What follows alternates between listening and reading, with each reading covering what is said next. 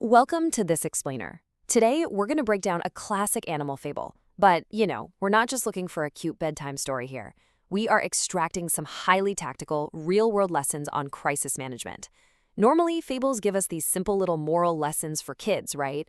But today we're looking at the story of a buffalo named Bounty, and we're analyzing his clever survival strategy through the lens of leverage, and honestly, the sheer power of psychological warfare. It is absolutely a fascinating case study in handling a totally impossible threat. So how exactly does a domestic buffalo outsmart a wild tiger? It sounds like the setup to a bad joke, right? I mean, let's dive into this ultimate mismatch and see how logic can actually outmaneuver brute strength. At first glance, a grazer facing down an apex predator, that should really only end one way. But as you'll see, surviving a massive crisis often has way less to do with your physical tools and literally everything to do with how you manipulate the reality of the situation. Part 1. Freedom in the Forest. To really get this, we have to start our analysis by looking at the totally unknown environment our protagonist suddenly finds himself in. Bounty's transition is just completely wild. For years, he lived a safe, super predictable life as a hard-working farm animal. He belonged to a poor farmer named Edgar, and he worked tirelessly plowing fields. He was so loyal that when Edgar finally bought another buffalo to help out, he noticed Bounty was just exhausted, breathing heavily midway through a plow. So in this incredibly rare act of gratitude, Edgar actually freed Bounty. He took the bell right off his collar and released him into the forest. Literally within a day, Bounty goes from plowing dirt to total freedom. He's wandering around, drinking from streams, and over the next few days, he claims this huge, warm cave near a pond. It sounds like the perfect retirement plan. Except, well, there's one massive oversight. He is a simple domestic animal, completely unaware that wild forests are absolutely packed with predators who really do not care about his retirement plans. Moving on to Section 2, Deflecting the Cunning Fox. Naturally, it doesn't take long for the first agitator to show up in our case study. Right, so this fox named Timmy starts stalking our innocent buffalo. Timmy is watching Bounty, who is completely engrossed in his day-to-day grazing, just blissfully unaware of his surroundings. And Timmy quickly concludes either he is too brave or too stupid. Timmy basically thinks he's found an easy mark, a big, dumb farm animal he can just bully and mess around with. The crucial point here is how Bounty handles Timmy's intimidation tactics.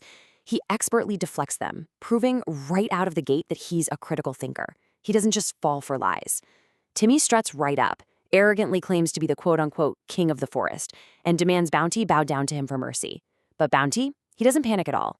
He assesses the physical reality, looks the fox dead in the eye, and basically says, "Look, I might be new here, but I'm not stupid." He uses pure logic to dismantle Timmy's bluff, questioning if Timmy even knows how big the forest truly is. He confidently refuses to waste his time. It's a brilliant early indicator of Bounty's clever survival strategy. He just doesn't let loud, aggressive posturing cloud his judgment.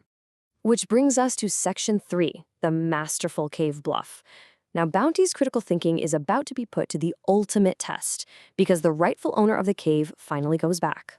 And guys, this sheer physical mismatch we're dealing with here is staggering. Think about it, a domestic buffalo versus a wild predator. Later that night, under this bright moon, a strange shadow approaches the cave. And no, it is not the fox, it's the tiger who actually owns the den. Bounty is this tired, domestic grazer staring down a beautiful but completely terrifying wild predator. Physical combat? Simply not an option. If Bounty fights, he dies. If he runs, he dies. He is quite literally trapped in a confined space. So as the tiger approaches, Bounty understandably starts shivering with intense fear. I mean, he assumes he's gonna be eaten.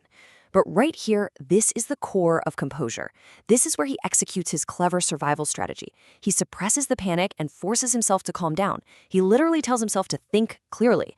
And by doing that, he realizes his one and only tactical advantage in this terrifying situation. He's looking out from the pitch-black cave through a small hole, which means he can see the tiger, but the tiger cannot see him. That is symmetry of information. That is the absolute foundation of his strategy. So, utilizing those shadows, he executes his first bluff. Bounty fakes a conversation between two massive, hungry beings. He projects this booming, incredibly confident voice out into the night darkness, speaking to an imaginary partner. He's saying things like, "Oh man, look how delicious he looks, extra juicy." And then he starts complaining that just one single tiger isn't going to be enough for both of them to eat. He even suggests going out to attack the tiger together. And you know what? It works flawlessly. The tiger is absolutely terrified. Hearing these unseen, monstrous voices plotting to eat him, he doesn't wait around to fact-check. He leaps away into the forest, leaving Bounty totally safe for the night. All right, part 4, the ultimate psychological trick. Let's move straight to the climax of the story and see how this builds into an even more complex maneuver. So the next day, Timmy the fox bumps into the terrified tiger. And when the tiger explains he ran away from 2 massive beings in his cave, the fox instantly figures out the trick. Timmy knows it's just the buffalo. Seeing a perfect opportunity for some revenge, Timmy convinces this very reluctant tiger to return to the cave with him. But the tiger is still deeply afraid, right? So they form this bizarre alliance. They physically tie a rope around their stomachs, one end to the fox, one end to the tiger. That way, the tiger knows the cunning fox won't just run away and leave him behind. Now, as they approach the cave together, Bounty sees them coming. The gig is up. The fox has exposed his bluff. But Bounty doesn't run, and he definitely doesn't break character. Instead, the second they're in earshot, he yells at the top of his lungs, "You stupid fox! I asked you to bring me 2 tigers and you bring me only 1? It's genius." In a split second, Bounty instantly frames the fox not as an ally to the tiger, but as a traitor working directly for him. And just like that, the tiger's worst fears are immediately confirmed. He thinks he's been entirely played, lured into a trap to be eaten by these unseen monsters. The tiger completely loses his nerve and just runs for his life in absolute terror. But hey, remember the rope? As this massive tiger sprints through the dense forest, he is violently dragging the screaming fox behind him. Timmy's cunning plan literally backfires, leaving him battered, bruised, and towed through the dirt by a completely panicked apex predator. Okay, part 5, the power of calm. So what's the ultimate takeaway we can extract from this wild encounter? Well, Bounty's survival wasn't based on his size, and it definitely wasn't based on his strength. It was entirely based on psychological bluffing. He controlled information and manipulated the tiger's assumptions. The tiger just assumed that whatever was in that dark cave must be terrifying because it spoke with absolute confidence. Bounty leveraged the enemy's lack of information, that darkness, to project absolute dominance and create a reality where he was the apex predator. If we look at the steps of Bounty's clever survival strategy, it really is a masterclass. Step 1, which is always the hardest, suppress panic and force calmness. When that tiger approached, Bounty shivered, but he forced himself to stay calm. If he had panicked and bolted, he would have triggered the tiger's prey drive and been eaten on the spot. Step 2, assess the enemy's blind spots. He realized those unseen shadows were his shield. And finally, step 3, project absolute confidence to alter the enemy's reality. By staying calm, logic absolutely outmaneuvered brute strength.